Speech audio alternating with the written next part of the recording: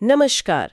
आज 2 जुलाई 2025 है और सुन लो यूपीएससी आपके लिए लेकर आया है आज का विस्तृत करंट अफेयर्स विश्लेषण, मतलब करंट अफेयर्स एनालिसिस।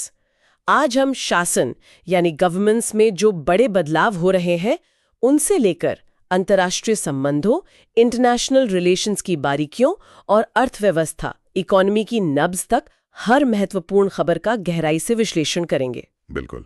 और ये जानकारी यूपीएससी प्रीलिम्स, मेंस और इंटरव्यू तीनों के लिए बेहद महत्वपूर्ण है।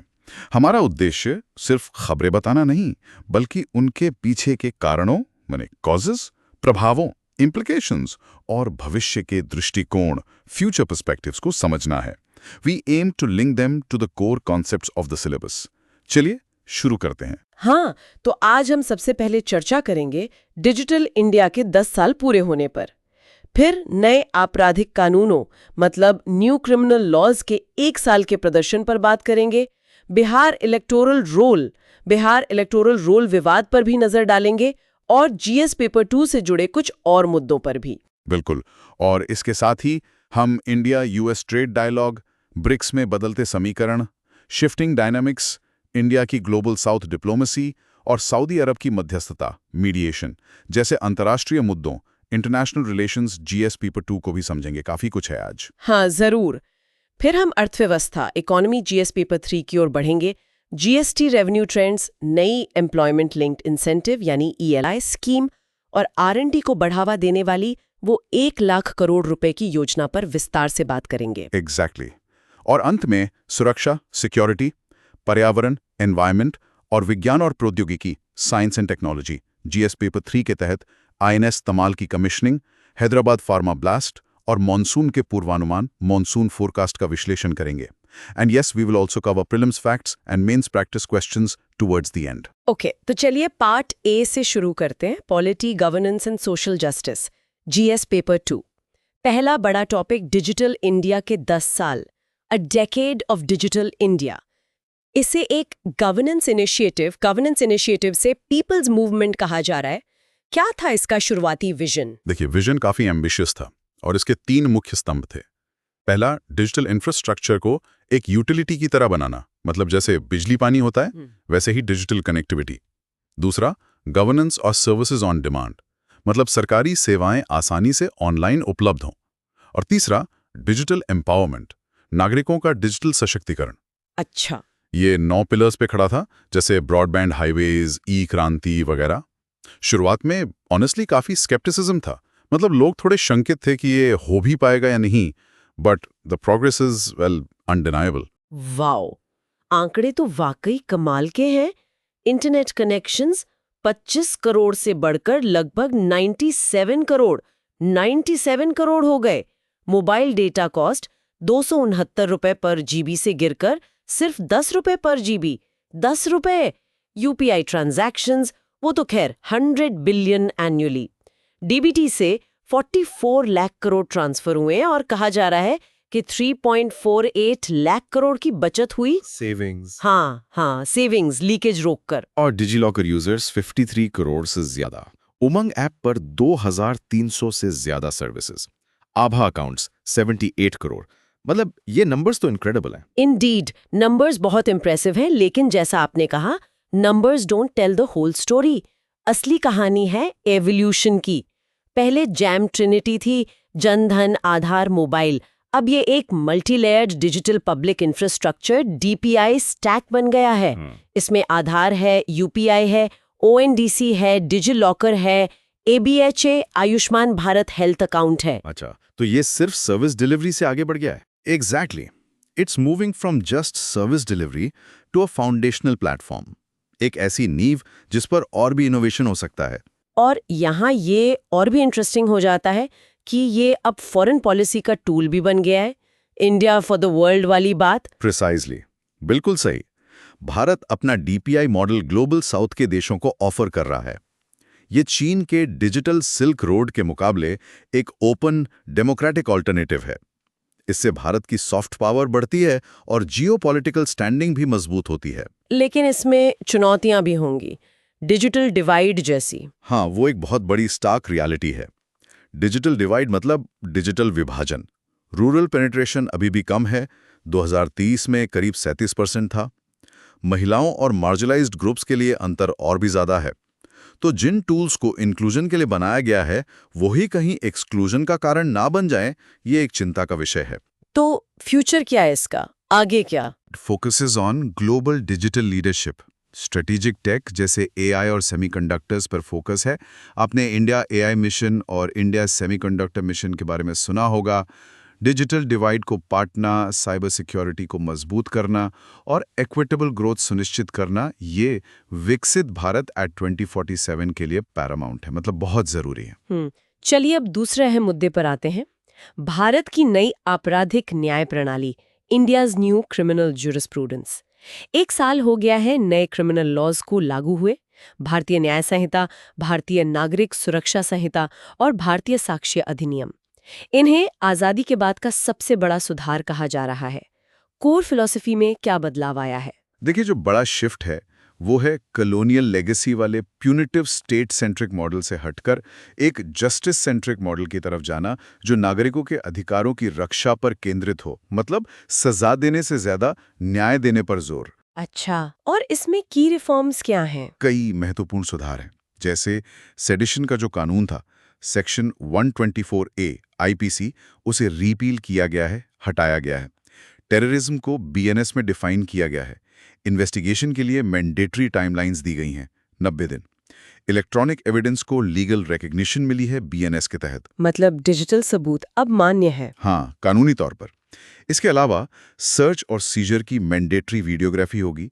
जिन अपराधों में 7 साल या उससे ज्यादा की सजा है, उनमें फोरेंसिक इन्वेस्टिगेशन अनिवार्य कर दी गई है। और छोटे अपराधों के लिए कम्युनिटी सर्विस का प्रावधान भी लाया गया है। ये तो वाकई काफी बड़े बदलाव लग रहे हैं, specially the timelines and technology integration.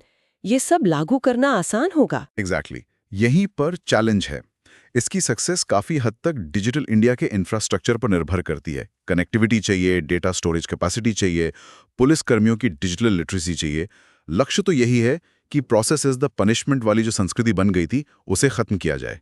Accountability लाने के लिए स्ट्रिक्ट टाइमलाइंस है, इन्वेस्टिगेशन 90 दिन में, और कोशिश है कि पूरा प्रोसेस 3 साल में कंप्लीट हो। लेकिन क्या सिस्टम इसे हैंडल कर पाएगा? पुलिस स्टाफिंग की कमी है, जुडिशरी पर बोझ है, फोरेंसिक इंफ्रास्ट्रक्चर की क्या स्थिति है? That's the critical question. बिल्कुल सही सवाल है।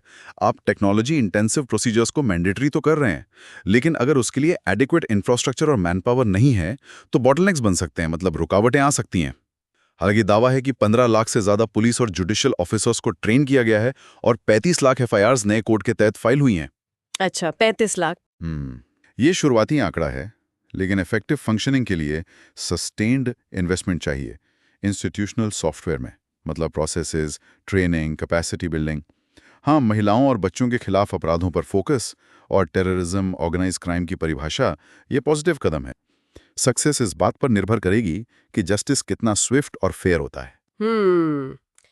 चलिए अब बिहार चलते हैं। बिहार मतदाता सूची संशोधन, the Bihar electoral roll revision. Election commission of India ने वहां स्पेशल इंटेंसिव रिवीजन शुरू किया है और इसको लेकर काफी हंगामा हो रहा है। ऑपोजिशन कह रहा है कि ये लोगों को वोटिंग से बाहर करने की साजिश है, एक तरह का बैकडोर एनआरसी। ईसीआई का क्या कहना है इस पर? देखिए, ईसीआई इसे डिफेंड कर रहा है। उनका कहना है कि ये एक कॉन्स्टिट्यूशनल नेसेसिटी है, एक संवैधानिक जरूरत है, ताकि एक एरर फ्री रोल बन सके। इसमें से अनएलिजिबल वोटर्स जैसे लीगल इमिग्रेंट्स को हटाया जा सके। उन्होंने ये भी क्लैरिफाई किया है कि 2003 का जो रोल है वो बेस है। करीब 4.96 करोड़ वोटर्स यानी लगभग 60% को सिर्फ अपनी डिटेल्स वेरीफाई करनी है। तो डॉक्यूमेंट्स किन को चाहिए होंगे? डॉक्यूमेंटेशन मुख्य रूप से पोस्ट 2003 वोटर्स या जो नए वोटर्स जुड़ रहे हैं उनके लिए हैं। लेकिन जो कंट्रोवर्शियल पॉइंट है वो ये है कि जो लोग 1 जुलाई 1987 जुलाई 1 1987 के बाद पैदा हुए हैं, उन्हें अपने माता पिता का बर्थ प्रूफ देना पड़ सकता है। यहीं पर ज्यादातर विवाद हो रहा है। तो ऑपोजिशन की मुख्य चिंताएं क्या हैं? टाइमिंग को लेकर, डिसइंफ्रेंचाइजमेंट मतलब मताधिकार से वंचित करने को लेकर? हाँ, कई चिंताएं हैं। एक तो टाइमिंग, चुनाव से ठीक 1 महीने पहले ये क्यों किया जा रहा है। दूसरा, पोटेंशियल एक्सक्लूजन का डर है कि गरीब, दलित, मुस्लिम, माइग्रेंट वर्कर्स जिनके पास पूरे डॉक्यूमेंट्स नहीं होते वो बाहर हो सकते हैं। आरोप लग रहे हैं कि ये बैकडोर एनआरसी है और ईसीआई की क्रेडिबिलिटी और इम्पार्शियलिटी पर भी सवाल उठाए जा रहे हैं। ये मामला तो फेडरलिज्म और सिटीजनशिप जैसे मुद्दों को भी छूता है ना? Yes, absolutely. ये दिखाता है कि ईसीआई के सामने कितना बड़ा बैलेंसिंग एक्ट है, इलेक्टोरल प्योरिटी बनाए रखना और साथ ही राइट टू वोट को भी सुनिश्चित करना। वल्नरेबल सिटीजन्स पर बर्डन ऑफ प्रूफ डालना एक की इशू है। ये केंद्र और राज्य के बीच फ्रिक्शन पॉइंट भी बन गया है। स्टेट ऑपोजिशन इसमें सेंट्रल इन्फ्लुएंस देख रहा है। और हाँ, ये सिटीजनशिप डॉक्यूमेंटेशन वाले कॉम्प्लेक्स डिबेट्स जैसे एनआरसी-सीएए के समय हुए थे, उनको फिर से सामने लाता है। ईसीआई ने पार्टियों से कहा है कि वो बूथ लेवल एजेंट्स BLAs के जरिए कंस्ट्रक्टिवली इंगेज करें। ठीक है। अगला मुद्दा भी काफी चिंताजनक है। खाली आरक्षित फैकल्टी पद, वेकेंट रिजर्व्ड फैकल्टी पोस्ट्स। जो टॉप हायर एजुकेशन इंस्टीट्यूशंस हैं, उनमें SC, ST, OBC के लिए आरक्षित रिजर्व्ड फैकल्टी पोजीशंस बड़ी संख्या में खाली हैं। पॉलिसीज होने के बावजूद ऐसा क्यों हो रहा है? ये एक सिस्टमिक इशू लगता है, मतलब व्यवस्था में ही कोई गड़बड़ है। डेटा देखें तो सिग्निफिकेंट वैकेंसीज हैं। जैसे अप्रैल 2021 में 45 सेंट्रल यूनिवर्सिटीज में 2389 SC, 1199 ST और 4251 OBC पोस्ट्स खाली थी। एक 2023 की UGC रिपोर्ट बताती है कि करीब 30% रिजर्व पोस्ट खाली हैं, खासकर सीनियर लेवल्स पर, एसोसिएट प्रोफेसर और प्रोफेसर के स्तर पर। इसके पीछे मूल कारण क्या है? What are the root causes? कई कारण हैं। एक, UGC रिजर्वेशन गाइडलाइंस का वीक एनफोर्समेंट, क्योंकि इंस्टीट्यूशंस को ऑटोनॉमी मिली हुई है। दूसरा, department based 13 point roster system पर शिफ्ट होना। इससे छोटे डिपार्टमेंट्स के लिए रिजर्व्ड पोस्ट जनरेट करना मुश्किल हो गया, जिसका असर SC/ST पर ज्यादा पड़ा। अच्छा, ये रोस्टर सिस्टम वाला पेंच है। हाँ। और तीसरा, क्वालिफाइड कैंडिडेट्स को नॉट फाउंड सूटेबल कहकर रिजेक्ट कर देना। ये काफी डिस्क्रिशनरी लगता है। एक 2022 की स्टडी में पाया गया कि 60% मामलों में ऐसा हुआ, जो पोटेंशियल बायस की तरफ इशारा करता है। तो मतलब पॉलिसी और इम्प्लीमेंटेशन के बीच एक बड़ा गैप है। आगे का रास्ता क्या है? What's the way forward? Exactly. इसका असर सोशल मोबिलिटी, इक्विटी और नॉलेज क्रिएशन की डाइवर्सिटी पर पड़ता है। सॉल्यूशंस के लिए UGC एनफोर्समेंट को स्ट्रॉन्ग करना होगा, ऑडिट्स हों, पेनल्टीज लगें। 13 पॉइंट रोस्टर को रिफॉर्म करने की जरूरत है। सिलेक्शन कमिटीज में डाइवर्सिटी अनिवार्य होनी चाहिए। ऑब्जेक्टिव एवेल्युएशन क्राइटेरिया होने चाहिए। एडमिनिस्ट्रेटर्स को सेंसिटाइज करने की जरूरत है। और सबसे जरूरी, पॉलिटिकल विल और एकेडमिक लीडर का एथिकल कमिटमेंट। एक और छोटी लेकिन महत्वपूर्ण खबर है। NIPCCD का नाम बदलना, renaming NIPCCD। National institute of public corporation and child development का नाम अब Savitribai Phule national institute of women and child development हो गया है। इसका क्या सिग्निफिकेंस है? ये सिंबॉलिक भी है और स्ट्रेटेजिक भी।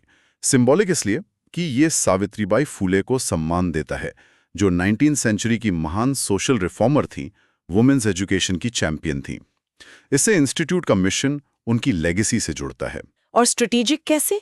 स्ट्रेटेजिक इसलिए कि ये एक पॉलिसी शिफ्ट का संकेत देता है। जैसा कि WCD मिनिस्टर ने कहा, towards a more women centric development approach. ये दिखाता है कि अब महिलाओं को विकास के केंद्र में रखा जा रहा है। इसके साथ एक नया रीजनल सेंटर भी खुल रहा है शायद। ये रांची, झारखंड में। इससे आउटरीच मजबूत होगी, खासकर eastern region, Jharkhand, Bihar, Odisha, West Bengal के लिए। पहले इन्हें गुवाहाटी या लखनऊ सेंटर सर्व करते थे, तो लॉजिस्टिकल चैलेंजेस थे। अब मिशन शक्ति, मिशन वात्सल्य, पोषण 2.0 जैसी फ्लैगशिप स्कीम्स का इंप्लीमेंटेशन बेहतर हो सकेगा, क्योंकि ये 7 लाख से ज्यादा फ्रंटलाइन फंक्शनरीज तक ज्यादा इफेक्टिवली पहुंच पाएंगे। So it combines symbolic messaging with administrative action. बिल्कुल। तो ये था पार्ट A। अब चलते हैं पार्ट B, अंतर्राष्ट्रीय संबंध, इंटरनेशनल रिलेशंस, GS पेपर 2 की तरफ। पहला topic, India US strategic trade dialogue. Bharat और अमेरिका के बीच ट्रेड नेगोशिएशंस चल रहे हैं, एक इंटरिम डील के लिए, इंटरिम ट्रेड एग्रीमेंट के लिए। डेडलाइन है जुलाई 9, 2025। स्टेक्स क्या है? दांव पर क्या लगा है? द कोर इशू इज कि ट्रंप एरा के जो सस्पेंडेड 26% रेसिप्रोकल टैरिफ्स थे, वो फिर से लागू ना हो जाएं। उनको अवॉइड करना है। US चाहता है ग्रेटर मार्केट एक्सेस, खासकर अपने एग्रीकल्चरल प्रोडक्ट्स के लिए, जैसे एप्पल्स, नट्स और वो विवादास्पद GM क्रॉप्स और कैटल फीड। साथ ही वो क्वालिटी कंट्रोल ऑर्डर्स और रेगुलेशंस में ढील चाहते हैं, रिटेल जायंट्स जैसे Amazon, वॉलमार्ट के लिए। और इंडिया का स्टैंड क्या है? मैंने सुना है कुछ रेड लाइंस हैं। हाँ, भारत का रुख काफी फर्म है। No compromise on farmers interests. किसानों के हितों से कोई समझौता नहीं। की रेडलाइंस में शामिल है एग्रीकल्चर सेक्टर को प्रोटेक्ट करना, खासकर स्मॉल फार्मर्स को। इसका मतलब है जीएम क्रॉप्स पर कोई कंसेशन नहीं, डेयरी सेक्टर को खोलने पर कोई रियायत नहीं। बदले में भारत क्या चाहता है? India seeks preferential access for its labour intensive exports, जैसे textiles, gems, jewellery, shrimp, bananas. इन सेक्टर्स में रोजगार ज्यादा हैं। तो ये एक तरह से डोमेस्टिक पॉलिटिक्स और फॉरेन इकोनॉमिक पॉलिसी के बीच संतुलन बनाने की कोशिश है। एब्सोल्युटली, बिल्कुल। डोमेस्टिक पॉलिटिकल इकोनॉमी की प्राइमेसी, मतलब किसानों को बचाना, भारत के ट्रेड स्टैंड्स को शेप कर रही है। ये भारत की स्ट्रेटेजिक ऑटोनॉमी को भी दिखाता है। नेगोशिएशंस पर ट्रंप के ट्रांजैक्शनल अप्रोच और ब्रॉडर जियोपॉलिटिक्स का भी असर है, जैसे इंडो पैसिफिक और चाइना फैक्टर। तो क्या लगता है, कोई फुल एफटीए हो पाएगा या कुछ और? देखिए, फुल एफटीए की उम्मीद कम है। ज्यादा लाइकली आउटकम है एक लिमिटेड मिली डील या इंटरिम पैक्ट। ये आजकल ग्लोबल ट्रेंड भी है, एजाइल फेज्ड बायलैटरल एग्रीमेंट्स करना, ताकि कुछ क्विक विन्स हासिल किए जा सकें, जबकि बड़ा लक्ष्य 500 बिलियन बायलैटरल ट्रेड बाय 2030 ध्यान में रहे। अब ब्रिक्स की बात करते हैं। The shifting Sands of BRICS बड़ी खबर है। Chinese president Xi Jinping 2025 Rio summit, रियो जेनेरो समिट स्किप कर रहे हैं पहली बार, और रशिया के प्रेसिडेंट पुतिन भी नहीं आ रहे हैं। इसका क्या मतलब समझा जाए? ऑफिशियली तो कहा जा रहा है कि स्केड्यूलिंग कॉन्फ्लिक्ट है, लेकिन स्पेक्यूलेशन काफी है।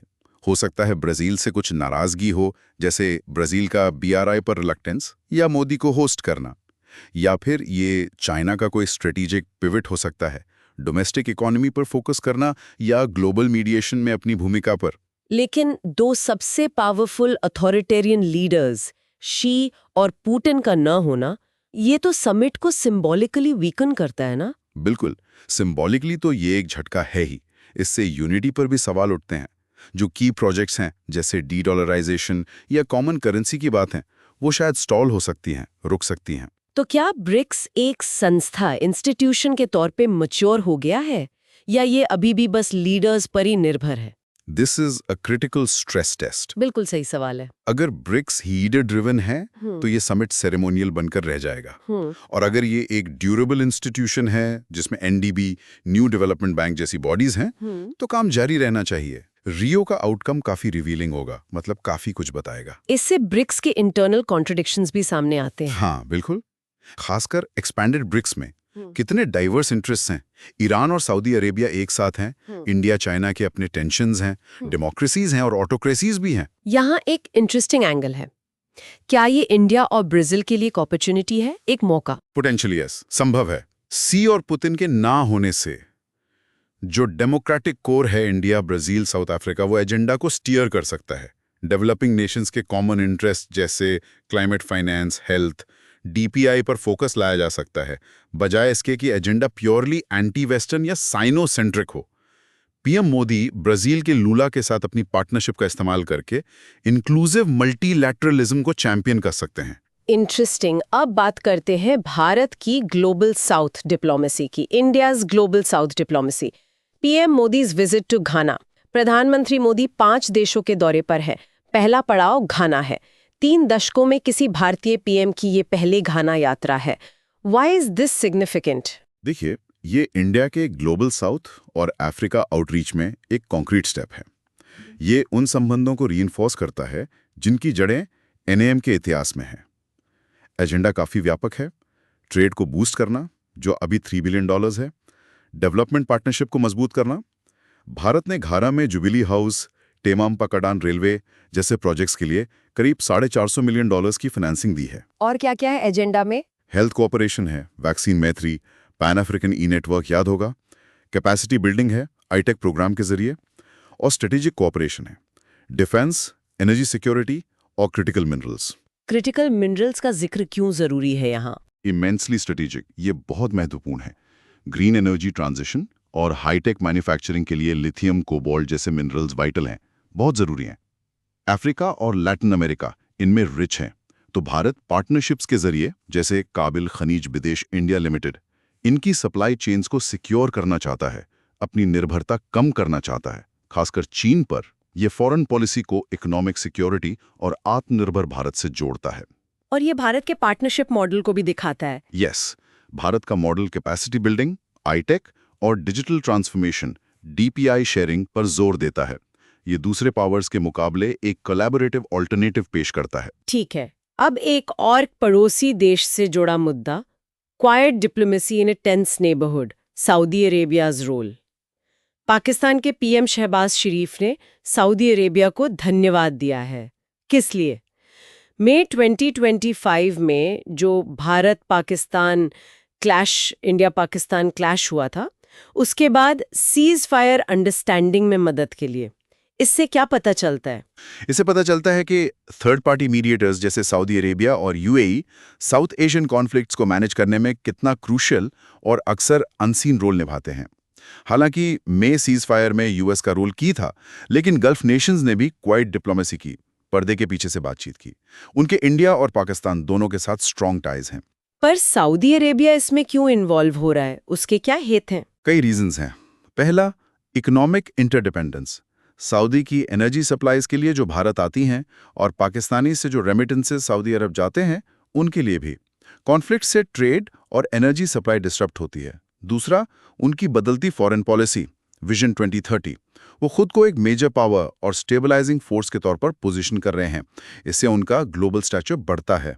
तीसरा, बैलेंसिंग रिलेशनशिप्स। वो न्यू दिल्ली और इस्लामाबाद दोनों के साथ अच्छे रिश्ते बनाए रखना चाहते हैं, किसी एक का पक्ष लेने से बचते हैं। और भारत के लिए इसके क्या मायने हैं? देखिए, भारत के लिए ऐसी मीडिएशन क्राइसिस मैनेजमेंट के मौके तो देती है, लेकिन ये भारत की जो प्रेफरेंस है बायलैटरल रेजोल्यूशन की, खासकर कश्मीर पर, उसको चैलेंज भी करती है। तो इंडिया का एंगेजमेंट इसमें कॉशियस और प्रैग्मेटिक ही होगा। ये एशिया में बदलते मल्टीपोलर डायनामिक्स को भी दिखाता है। बिल्कुल। ये था पार्ट बी। अब आते हैं पार्ट सी, अर्थव्यवस्था और बुनियादी ढांचा, economy and infrastructure, GS paper 3। पहला टॉपिक, जीएसटी राजस्व रुझान, decoding GST revenue trends. GST को 8 साल पूरे हो गए। जून 2025 का कलेक्शन आया है लगभग 1.85 लाख करोड़। 1.85 लाख करोड़ रुपीस। ये पिछले साल जून से तो 6.2% ज्यादा है, लेकिन पिछले कुछ महीनों से कम है। क्या कहानी है यहाँ? हाँ, जून का जो फिगर है, जो मई की एक्टिविटी को रिफ्लेक्ट करता है, वो थोड़ी मॉडरेशन दिखा रहा है। ये 4 मंथ लो है। अप्रैल मई में 2 लाख करोड़ पार करने के बाद ग्रॉस कलेक्शन है 1.84 से 1.85 लाख करोड़ के बीच। इसमें CGST 34,558 crore, SGST 43,268 crore, IGST 93,280 crore और सेस 13,491 करोड़ है। नेट रेवेन्यू रिफंड्स के बाद 1.59 लाख करोड़ है, जिसमें सिर्फ 3.3% ग्रोथ है। तो क्या ये डिमांड में कमी का संकेत है? एक्सपर्ट्स ऐसा मान रहे हैं कि डोमेस्टिक डिमांड में कुछ सॉफ्टिंग हो सकती है, शायद जियोपॉलिटिकल अनसर्टेनिटीज की वजह से, क्योंकि डोमेस्टिक ट्रांजैक्शन से जो जीएसटी आया उसमें ग्रोथ म्यूटेड थी, सिर्फ 4.6%, जबकि इंपोर्ट जीएसटी ग्रोथ 11.4% थी। लेकिन ओवरऑल पिक्चर तो पॉजिटिव है ना? 8 साल का सफर कैसा रहा है जीएसटी का? हाँ, लॉन्ग टर्म ट्रेजेक्ट्री देखें तो रेजिलियंस दिखती है, मजबूती है। ग्रॉस कलेक्शंस 5 साल में डबल हो गए हैं। FY21 में 11.37 लाख करोड़ से FY25 में 22.08 लाख करोड़ हो गए। रजिस्टर्ड टैक्स पेयर्स 60 लाख से बढ़कर 1.51 करोड़ हो गए। ये फॉर्मलाइजेशन दिखाता है। एवरेज मंथली कलेक्शन अब 1.84 लाख करोड़ है, जो बेटर कंप्लायंस और रिड्यूस लीकेज का संकेत है। करीब 85% इंडस्ट्रीज जीएसटी को पॉजिटिवली देखती हैं। सिंप्लीफाइड प्रोसेस, आईटीसी फ्लो बेहतर हुआ है।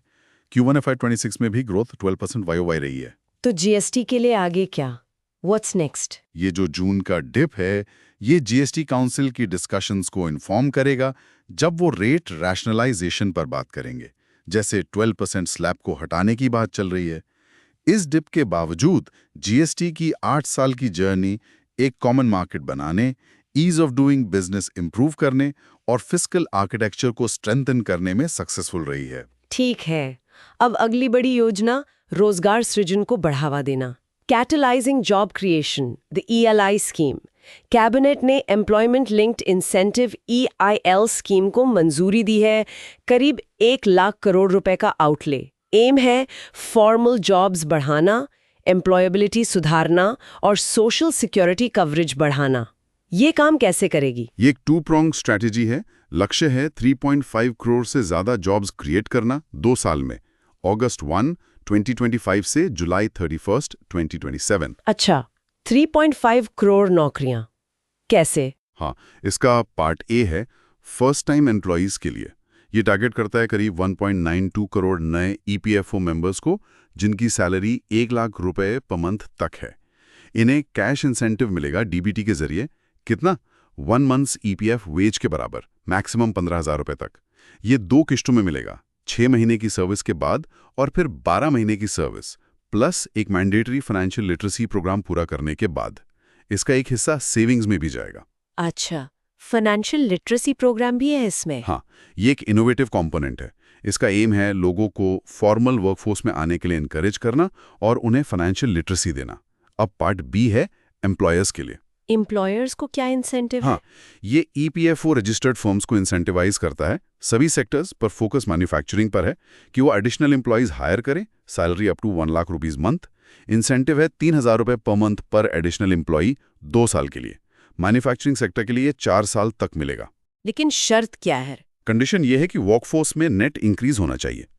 अगर फर्म में 50 से कम स्टाफ हैं तो कम से कम 2 लोगों का नेट इंक्रीज, और 50 से ज्यादा स्टाफ हैं तो 5+ लोगों का नेट इंक्रीज। और ये इंक्रीज 6 महीने तक सस्टेन रहना चाहिए, बना रहना चाहिए। तो मतलब इंसेंटिव्स को सीधे फॉर्मल जॉब से लिंक किया जा रहा है। इसका एक्सपेक्टेड इम्पैक्ट क्या होगा? यस, ट्विन गोल्स हैं, एम्प्लॉयमेंट बूस्ट करना और इकोनॉमी को फॉर्मलाइज करना। ये पिछली योजनाओं से सीख लेकर बनाई गई है। फाइनेंशियल लिटरेसी कंपोनेंट नया है, सस्टेन्ड एम्प्लॉयमेंट पर फोकस है, ये की है। मैन्युफैक्चरिंग पर स्पेशल पुश है, मेक इन इंडिया को सपोर्ट। सक्सेस इसकी इंप्लीमेंटेशन और प्राइवेट सेक्टर के रिस्पॉन्स पर डिपेंड करेगी। Social security EPFO coverage expand करने का भी एम है। चैलेंज यह है कि ये नेट जॉब क्रिएशन हो, ऐसा ना हो कि जो नौकरियां वैसे भी बननी थी बस उन्हें सब्सिडाइज किया जा रहा हो। और इनफॉर्मल सेक्टर के लिए कॉम्प्लीमेंट्री पॉलिसीज की भी जरूरत होगी। बिल्कुल। एक और बड़ी घोषणा है, ज्ञान अर्थव्यवस्था को बढ़ावा देना, fostering a knowledge economy, the R&D incentive scheme. 1 lakh crore रुपए की research development and innovation R&D scheme. Aim है प्राइवेट सेक्टर R&D इन्वेस्टमेंट को बढ़ाना।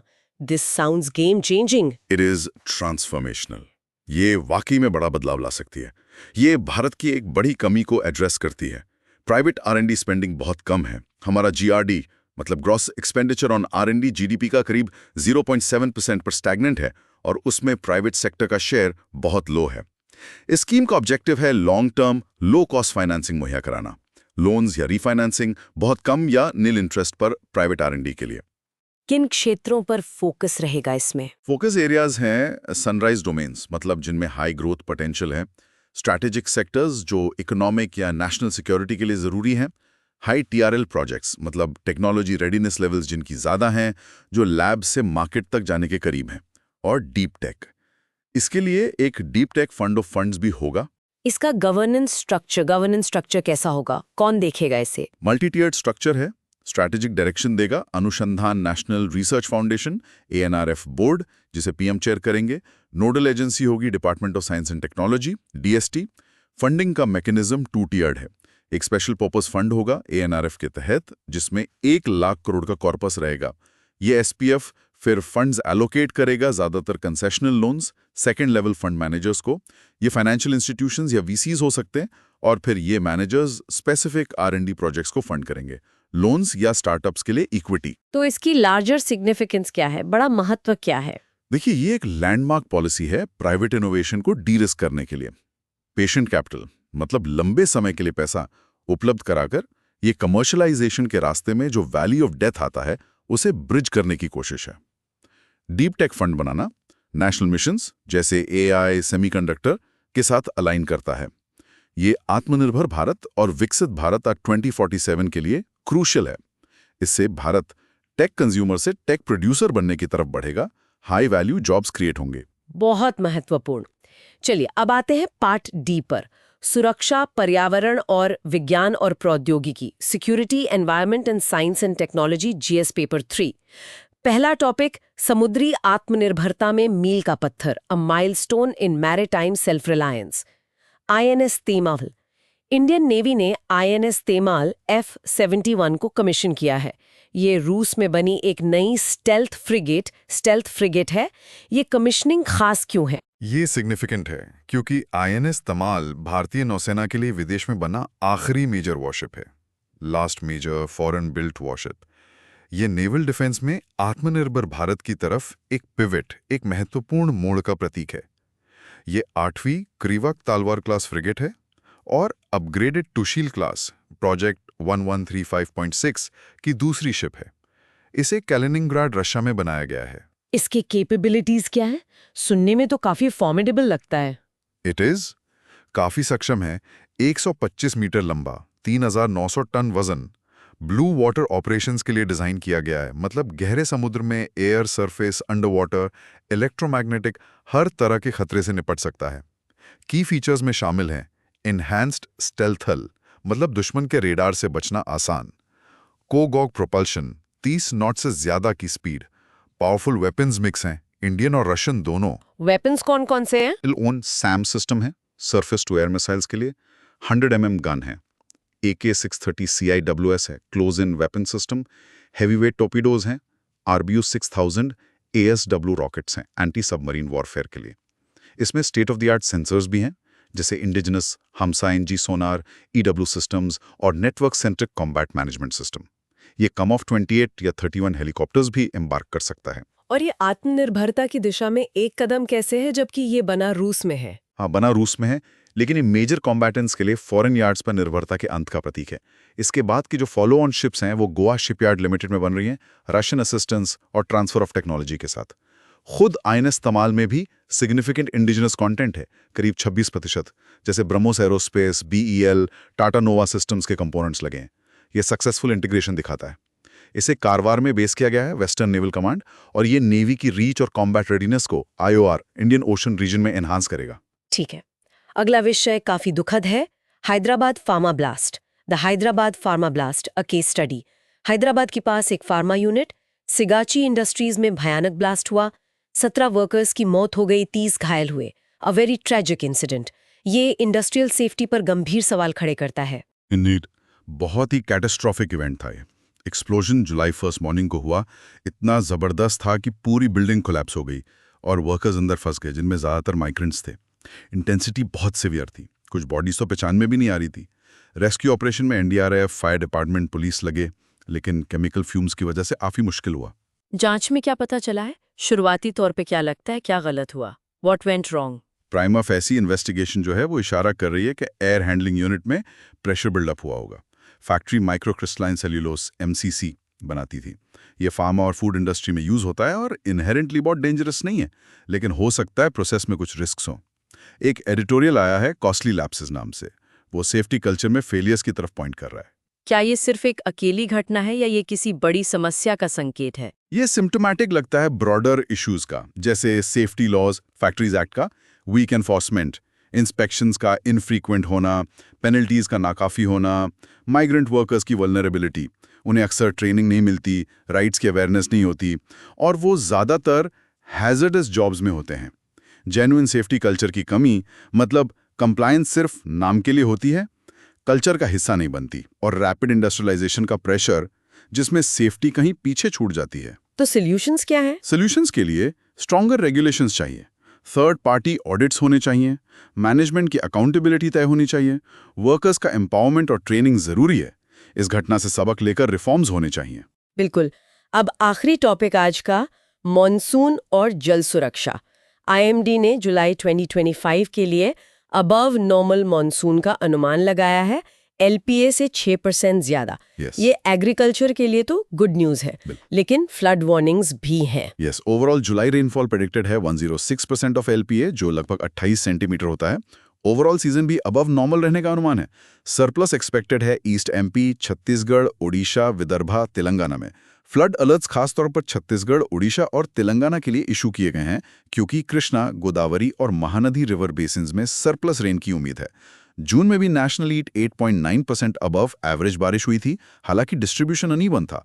North west India +42%, central India +24.8%, लेकिन साउथ इंडिया -3%। इसके इम्प्लीकेशंस क्या है? अर्थव्यवस्था के लिए अच्छा, पर मैनेजमेंट के लिए चैलेंजिंग। हाँ, पॉजिटिव साइड देखें तो खरीफ सोइंग के लिए अच्छा है, रिजर्वॉयर्स रिप्लेनिश होंगे, रूरल इनकम्स बढ़ेंगी, ओवरऑल ग्रोथ को सपोर्ट मिलेगा। बट चैलेंजेस भी हैं, सरप्लस रेन और पोटेंशियल फ्लड्स को मैनेज करना। इसमें स्पेशल और टेम्पोरल डिस्ट्रीब्यूशन भी मैटर करता है, मतलब बारिश कहाँ और कब हो रही है। इंटेंस स्पेल से फ्लड्स और सॉइल इरोजन होता है, जबकि कुछ एरियाज में डेफिसिट रह सकता है। तो जरूरत किस चीज की है? जरूरत है इंटीग्रेटेड रिवर बेसिन मैनेजमेंट की, राज्यों के बीच coordination, real time monitoring, effective warning systems. ये ग्राउंड वाटर रिचार्ज के लिए भी क्रिटिकल है। हालांकि बहुत तेज बारिश से रन ऑफ ज्यादा होता है, पर्कुलेशन कम। प्रोएक्टिव वाटर मैनेजमेंट मतलब rain water harvesting, conservation, flood mitigation, ये सब की है। तो ये थे आज के मुख्य विश्लेषण के बिंदु। अब चलते हैं हमारे कंक्लूडिंग सेक्शंस की तरफ। पार्ट ई। सबसे पहले मोटिवेशन। डियर एस्पिरेंट, आज का विश्लेषण काफी गहन था। डिजिटल इंडिया से लेकर नए कानूनों तक, अंतर्राष्ट्रीय कूटनीति से लेकर आर्थिक योजनाओं तक, इट कैन फील ओवरवेलमिंग, बहुत ज्यादा लग सकता है। बिल्कुल, पर याद रखिए, यूपीएससी प्रिपरेशन एक मैराथन है, स्प्रिंट नहीं। It's built of 1000 consistent steps. हजारों छोटे छोटे लगातार कदमों से ये सफर बनता है। हर दिन, हर नोट, हर आंसर जो आप लिखते हैं वो प्रोग्रेस है। कुछ दिन आसान लगेंगे, कुछ मुश्किल। फोकस उस कदम पर रखिए जो आप अभी ले रहे हैं। छोटी छोटी जीतों को सेलिब्रेट कीजिए। कोई कॉम्प्लेक्स टॉपिक समझ आ गया, आइडियाज को कनेक्ट कर पाएं। आप सिर्फ नॉलेज नहीं गेन कर रहे हैं, आप रेजिलियंस बना रहे हैं, कैरेक्टर बना रहे हैं। जैसे इंडिया की ट्रांसफॉर्मेशन जर्नी है, वैसे ही आपकी जर्नी भी प्रोफाउंड है, बहुत गहरी है। जब रास्ता लंबा लगे तो रुकिए, सांस लीजिए, अपनी प्रोग्रेस को एक्नॉलेज कीजिए, प्रोसेस पे ट्रस्ट कीजिए, बस अगला कदम लेते रहिए। कंसिस्टेंसी इज की। चलते रहिए, सीखते रहिए। बहुत खूब। अब जल्दी से देख लेते हैं आज के comprehensive prelims facts of the day. मैं तेजी से बोलूंगी और आप संक्षिप्त विवरण दीजिएगा। Digital India mission launched 2015, 10 years पूरे हुए जुलाई 1 to 2025। हाँ, मुख्य बातें: UPI, DigiLocker, DBT savings, DPI stack. New criminal laws, BNS, BNSS, BSA ने आईपीसी, सीआरपीसी, आईईए को रिप्लेस किया। 1 साल पूरा हुआ जुलाई 1 to 2025। की reforms: sedition repeal, terrorism defined, timelines, e evidence, videography, forensics. NIPCCD renamed Savitribai Phule National Institute of Women and Child Development. Honors Savitribai Phule, signals women-centric approach, new regional center in Ranchi. INS Tamal F-71, last foreign-built major warship, Tushal-class frigate, commissioned, Russia में बनी। Armed with BrahMos, marks pivot to Atmanirbhar Bharat in naval defense. PM's foreign tour, 5 nations, Ghana, Trinidad and Tobago, Argentina, Brazil for BRICS, Namibia. Focus on Global South, Africa outreach, trade, critical minerals. BRICS Summit 2025, Rio de Janeiro. Xi Jinping skipping, first time, Putin भी नहीं. Raises questions on unity, leadership dynamics, opportunity for India, Brazil. ELI scheme, cabinet approved, 1 lakh crore outlay, target 3.5 crore plus jobs. Incentives for both first-time employees with financial literacy and employers for net job addition. R&DI scheme, cabinet approved, 1 lakh crore corpus, spur private R&D. Long-term low-interest finance via ANRF, focus on sunrise strategic sectors, deep tech. GST anniversary, 8 years पूरे हुए, July 1, 2025. June collection, 1.85 lakh crore. Moderation in June, but long-term trend positive. Doubled in 5 years. Formalization. Amarnath Yatra, first batch flagged off from Jammu. Annual pilgrimage. Security measures in place. IMD monsoon forecast, July, above normal, 106% LPA. Flood alerts for Krishna, Godavari, Mahanadi basins. Important for agriculture and water security. India-Pakistan ceasefire. Pak PM acknowledges Saudi quiet diplomacy post-May 2025 clash. Highlights role of third-party mediators, Saudi, UAE, in regional stability. Excellent summary. अब आते हैं mains practice questions for the day पर। जरूर। ये रहे आज के प्रश्न। 1. GS paper 2 governance. Digital India का डीपीआई स्टैक के रूप में इवोल्यूशन, इसकी उपलब्धियों और चुनौतियों जैसे डिजिटल डिवाइड, प्राइवेसी का समालोचनात्मक मूल्यांकन करें, क्रिटिकली इवैल्यूएट। दूसरा, GS paper to polity, judiciary, नए आपराधिक कानून, पुनिटिव से जस्टिस ओरिएंटेड शिफ्ट, प्रमुख सुधारों और संस्थागत कार्यान्वयन चुनौतियों, इंस्टीट्यूशनल इम्प्लीमेंटेशन चैलेंजेस पर चर्चा और विश्लेषण करें, डिस्कस एंड एनालाइज। तीसरा, GS paper two IR, BRICS में लीडरशिप की अनुपस्थिति, इसके आंतरिक अंतर्विरोधों, भविष्य के निहितार्थों और भारत के लिए रणनीतिक अवसरों का विश्लेषण करें, analyse. Fourth, GS paper 3 economy, ELI और आरडीआई योजनाएं, ये दोनों मिलकर एक रेजिलिएंट और कॉम्पिटिटिव भारतीय अर्थव्यवस्था को कैसे बढ़ावा देने का लक्ष्य रखती हैं, विश्लेषण करें, analyse. 5, GS paper 3 security, INS Tamal की कमीशनिंग, नौसेना के आधुनिकीकरण, आत्मनिर्भरता और समुद्री सुरक्षा के लिए इसके महत्व पर चर्चा करें, डिस्कस। ये प्रश्न आपको सोचमुन और लिखने का अच्छा अभ्यास देंगे। तो ये था हमारा आज का विस्तृत विश्लेषण, एक्सटेंसिव एनालिसिस 2 जुलाई 2025 के करंट अफेयर्स का। हमने गवर्नेंस, इकोनॉमी, इंटरनेशनल रिलेशंस और सिक्योरिटी से जुड़े कई अहम मुद्दों पर गहराई से चर्चा की। We explored the nuances, connected the dots and hopefully एक comprehensive understanding प्रदान की जो यूपीएससी एग्जामिनेशन के लिए relevant हो। ये चर्चा आपको कैसी लगी हमें कमेंट्स में जरूर बताएं। और हाँ, री-लिसन करना ना भूलें, रेपिटेशन इज की फॉर रिटेंशन।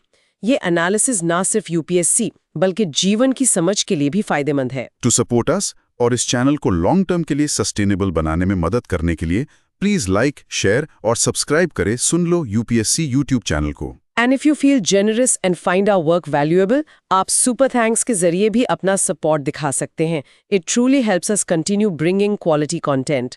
पढ़ते रहिए, बढ़ते रहिए, मिलेंगे अगले विश्लेषण के साथ। धन्यवाद। Thank you and stay curious.